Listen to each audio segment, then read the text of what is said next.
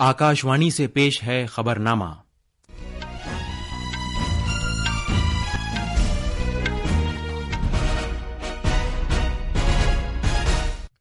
आदाब। खबरनामे के साथ मैं जमीर रजवी। पहले इस वक्त की खास खबरें। वजीर आजम नरेंद्र मोदी आज नई दिल्ली में शहरी हवाबाजी से मुताल्लिक दूसरी एशिया बहरुल काहिल वजारती कॉन्फ्रेंस में शिरकत करेंगे। मरकजी काबीना ने आयुष्मान भारत प्रधानमंत्री जन आरोग्य योजना के तहत 70 साल और उससे ज्यादा की उम्र के तमाम बुजुर्गों के लिए सेहत कवरेज की मंजूरी दी है। वजीर दिफा राजनाथ सिंह आज जोधपुर में India defence aviation exposition IDEX 24 का इफ्तिताह करेंगे। हरियाणा में असेंबली इंतखाबात के लिए कागजात नामजदगी दाखिल करने का अमल आज शाम खत्म हो जाएगा। जम्मू कश्मीर में तीसरे और आखिरी मरहले के असेंबली इंतखाबात के लिए भी पर्चे दाखिल करने का अमल आज खत्म हो जाएगा। वजीर खारजा डॉक्टर S जयशंकर आज से स्विट्जरलैंड का 2 रोजा सरकारी दौरा करेंगे। और खेलों में दिल्ली में मणिपुर के TG इंग्लिश स्कूल ने सुब्रतो कप बैनुल अक़वामी फुटबॉल टूर्नामेंट के जूनियर बॉयज का खिताब जीत लिया है।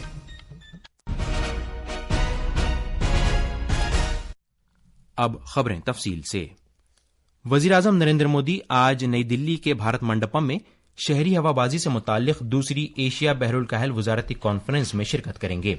वजीर आजम तमाम मेंबर मुल्कों के जरिए दिल्ली एलामिया को अपनाने का ऐलान करेंगे। दिल्ली एलामिया खित्ते के हवाबाजी के सेक्टर को नई बुलंदियों तक ले जाने के लिए एक बसीरत अफरोज रोड मैप है। शहरी हवाबाजी के वजीर राम मोहन नायडू ने कल नई दिल्ली में दूसरी एशिया बहरुल काहिल वजारती कॉन्फ्रेंस का इफ्तिताह किया। जनाब नायडू को शहरी हवाबाजी से मुताल्लिक एशिया बहरुल काहिल वजारती कॉन्फ्रेंस का चेयरमैन मुंतखब किया गया।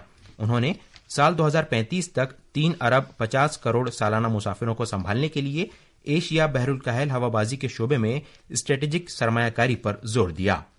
उन्होंने जोर देकर कहा कि भारत का मकसद साल 2025 तक हवाबाजी के शोबे में अफरादी कुव्वत में खवातीन की शराकतदारी को बढ़ाकर 25% करना है। पेश है एक रिपोर्ट। ये कॉन्फ्रेंस और दिल्ली एलानिया को अपनाने का अमल एशिया बहरुल काहिल के शहरी हवाबाजी सेक्टर में हिफाजत, सिक्योरिटी और इस्तेहकाम को आगे बढ़ाने के लिए एक अहम कदम है। ये कॉन्फ्रेंस इस खित्ते के मुल्कों के दरमियान मौजूद बाहमी इश्तराक व ताउन के जज्बे को बखूबी उजागर करती है।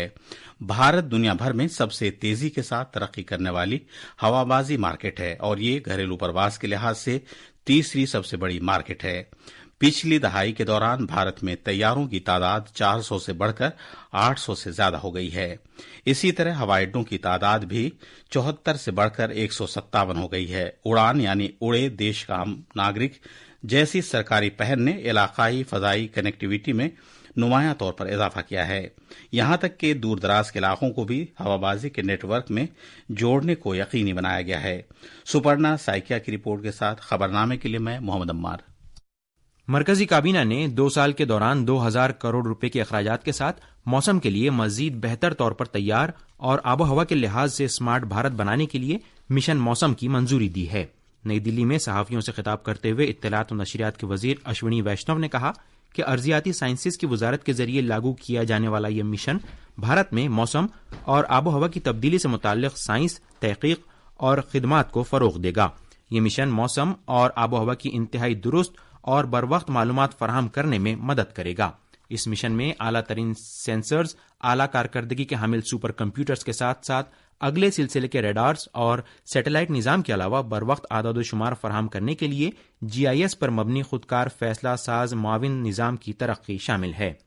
इस मिशन से ज़राअत, कुदरती आफात के बंदोबस्त, दिफा, माहौलियात, हवाबाजी, आबी वसाइल, बिजली, सयाहत, जहाजरानी, ट्रांसपोर्ट, तवानाई और सेहत जैसे मुतादिद शोबों को बराह रास्त फायदा होगा। इसके अलावा इससे शहरी मनसूबाबंदी, सड़क और रेल ट्रांसपोर्ट और माहौलियात की निगरानी जैसे शोबों में फैसला साजी में इजाफा होगा।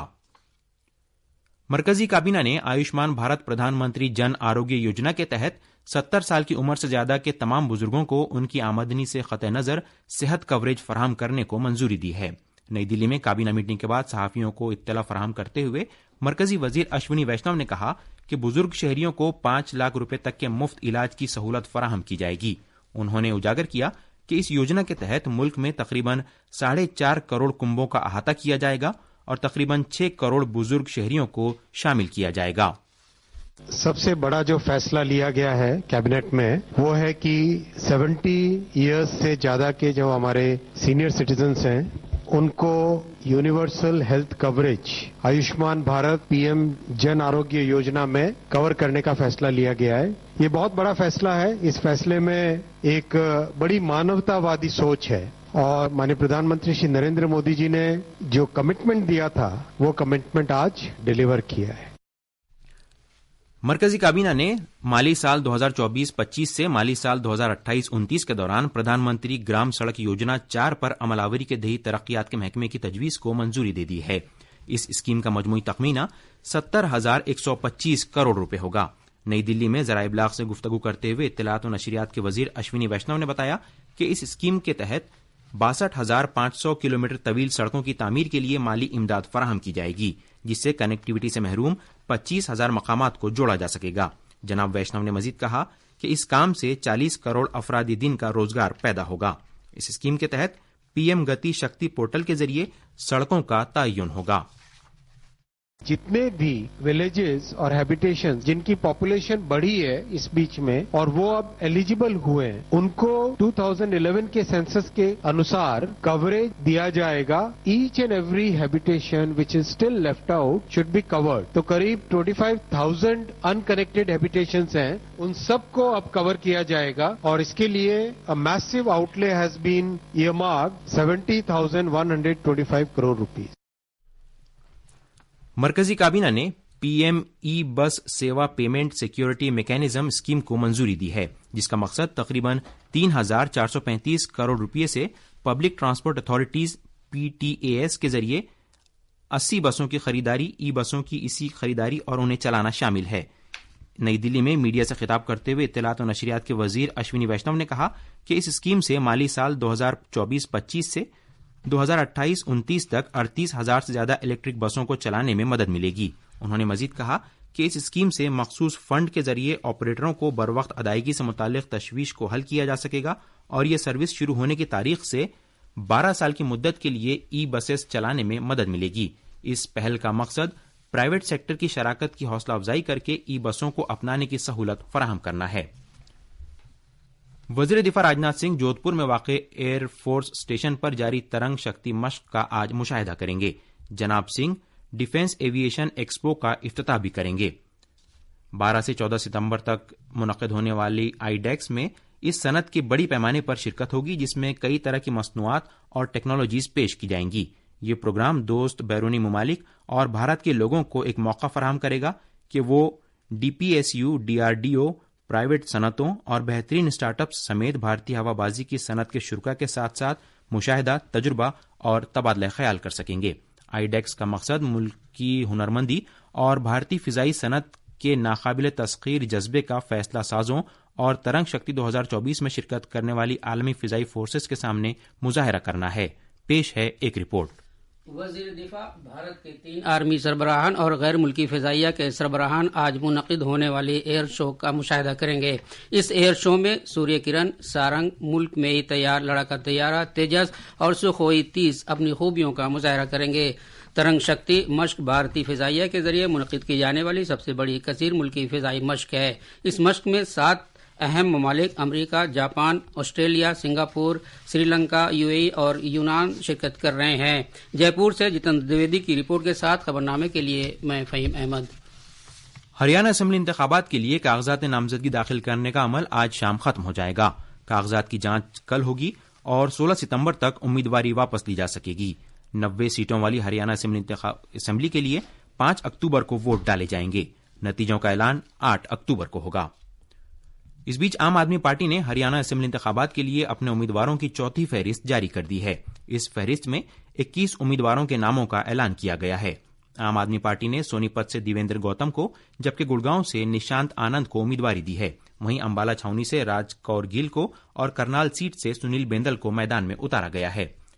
اس بیچ بی جے پی نے ہریانہ اسمبلی انتخابات کے لیے 3 امیدواروں پر مشتمل فہرست جاری کی ہے. بی جے پی نے روہتاش جانگڑا کو سرسا سے جبکہ کنور سنگھ یادو کو مہندر گڑھ سے امیدواری دی ہے. وہیں ستیش فاگنا کو فرید آباد این آئی ٹی سیٹ سے میدان میں اتارا گیا ہے. ان ناموں کو بی جے پی کی مرکزی انتخابی کمیٹی کی جانب سے منظور کیا گیا. وہیں کانگریس نے بھی ہریانہ اسمبلی انتخابات کے لیے 40 امیدواروں پر مشتمل فہرست جاری کی ہے۔ مرکز کے زیر انتظام علاقے جموں کشمیر میں ہر دل عزیز سرکار کو منتخب کرنے کے لیے اسمبلی انتخابات کا عمل، جس کا طویل عرصے سے انتظار تھا، 10 سال کی مدت کے بعد جاری ہے۔ پہلے مرحلے کے اسمبلی انتخابات کے تحت جنوبی کشمیر کے 4 ضلعوں کے 16 اسمبلی حلقوں میں 18 ستمبر کو ووٹ ڈالے جائیں گے۔ ان 16 اسمبلی حلقوں میں بیج بہارا اہم حلقوں میں سے ایک ہے۔ بیج بہارا اسمبلی حلقے کے بارے میں مزید جاننے کے لیے پیش ہے سری نگر سے ہمارے نامہ نگار کی ایک رپورٹ۔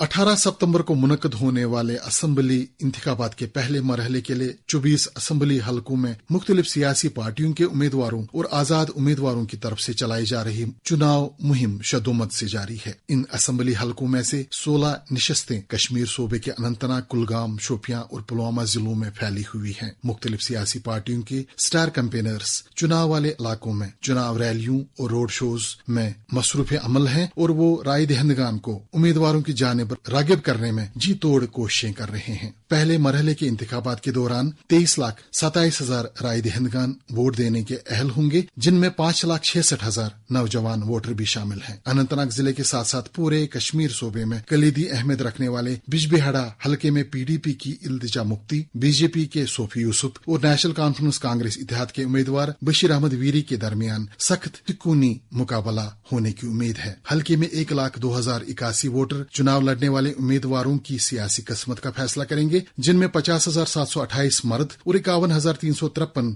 خواتین ووٹر شامل ہیں۔ چناؤ کمیشن نے حلقے میں تمام تر بنیادی سہولیات سے لیس 125 پولنگ مراکز قائم کیے ہیں۔ دیگر انتظامات کے ساتھ ساتھ حلقے میں سلامتی انتظامات کو بھی حتمی شکل دی جا رہی ہے تاکہ احسن، پرامن اور آزادانہ انتخابات کے انعقاد کو یقینی بنایا جا سکے۔ اردو خبرنامے کے لیے شری نگر سے میں سنیل کول۔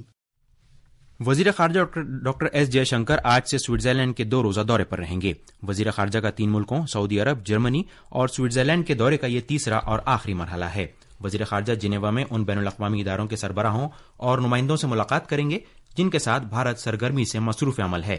اقوام متحدہ کے کئی اداروں اور دیگر بین الاقوامی تنظیموں کے دفاتر جنیوا میں واقع ہیں۔